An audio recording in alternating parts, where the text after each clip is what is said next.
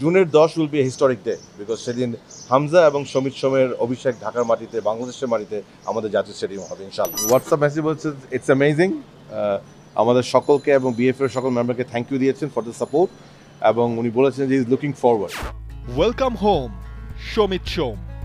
বাংলাদেশের হয়ে খেলতে আর কোনো বাধা নেই।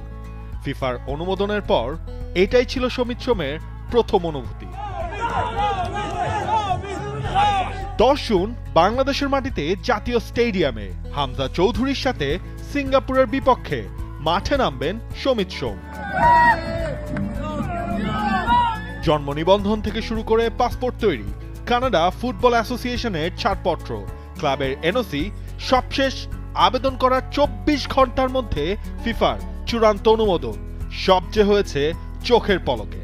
বাফুফের প্রজেক্ট আনলক। যখন আমাকে আমাদের টিম থেকে জানানো হয় যে এটা এসেছে এবং আমাদের টিম থেকে আমাকে কংগ্রেচুলেশন জানানো হয়, আমি বিশ্বাস করিনি। আমরা 2-3 বার পড়েছি, তারপরে আমি যে কলিগ আমাকে দিয়েছে তাকে ফোন করেছি, যে আমি বলেছি এটা কি ঠিক, this is what it is.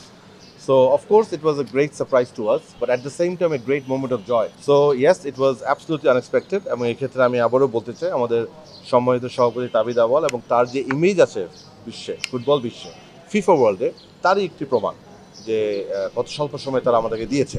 একই সাথে আমি কৃতিত্ব দিতে চাই আমাদের অফিসকে। এই ধরনের কাজে কোনো অভিজ্ঞতা আমার ছিল না, তো আমি কিন্তু কাজ করতে করতে শিখেছি। আমার মনে হয় আপনি যদি প্রতিটি ধাপে কাজগুলি সঠিক করেন তাহলে কিন্তু রেজাল্টটা আপনার তাড়াতাড়ি আসে, সঠিকভাবে আসে। হামজার মতো সমিতকেও কি এভাবে বরণ করে নেবে বাংলাদেশ?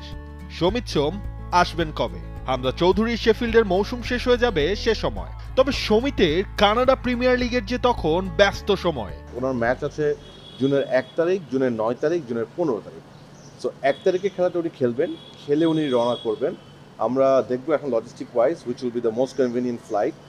হয়তো 3-4 তারিখে থেকে আমরা আশা করতে পারি বাংলাদেশে আসবেন। আর 9 তারিখে ম্যাচটা উনি মিস করবেন অবশ্যই, যেটার জন্য ক্লাব থেকে উনি পারমিশন নেবেন, আমরাও ক্লাবকে জানাবো। আর 15 তারিখে খেলাটা উনি আবার খেলতে চান। সো হয়তো বা খেলা শেষ করে ইনশাল্লাহ তাড়াতাড়ি উনি চলে যাবেন to get back to the squad. So I think I am sure আমাদের দেশের ফুটবল লাভিং দেশে তাকে একটু চমৎকার রিসেপশন দিবে। বাট একই সাথে এটাও একটু বলতে হয় যে উনি কিন্তু খুব কম সময়ের জন্য আসবেন, ওই হামজার মতোই। So he will be here for a very limited period of time, এবং উনি এখানে এসে স্ট্রেট ক্যাম্পে জয়েন করবে। সো সেখানে কিন্তু আমাদের কিছু সীমাবদ্ধতা থাকবে। হামজা সমিতের দেখানো পথ ধরে এখন যে বাংলাদেশকে নিজেদের ভাবা শুরু করেছেন অনেকেই। বাফুফের নেক্সট প্রজেক্ট সুলিভান ব্রাদার্স। তবে সেটা কুইন সুলিভান বা কাভান সুলিভান নয়, তাদেরই যমজ 2 ভাই রোনান সুলিভান ও ডেকলান সুলিভান। তারাও যে রয়েছে মেজর লিগ সকারে ফিলাডেলফিয়ার বয়সভিত্তিক একাডেমিতে। ন্যাশনাল আন্ডার 23 জন্য they will be the best fit. তাদের টুর্নামেন্ট আছে সেপ্টেম্বরে, অগস্ট থেকে ক্যাম্প শুরু হবে। So if you are interested, then we can start working on it. Both the boys are looking forward to play for Bangladesh, so that's a wonderful news.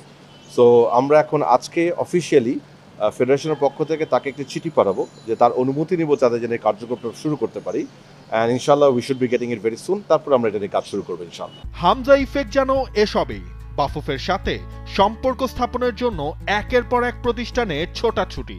বুধবার বাফুফেতে এসেছে ইউনেস্কোর প্রতিনিধি দল। বাংলাদেশের ফুটবলের সাথে যে হাতে হাত রেখে চলতে চায় আন্তর্জাতিক এই সংস্থাটিও।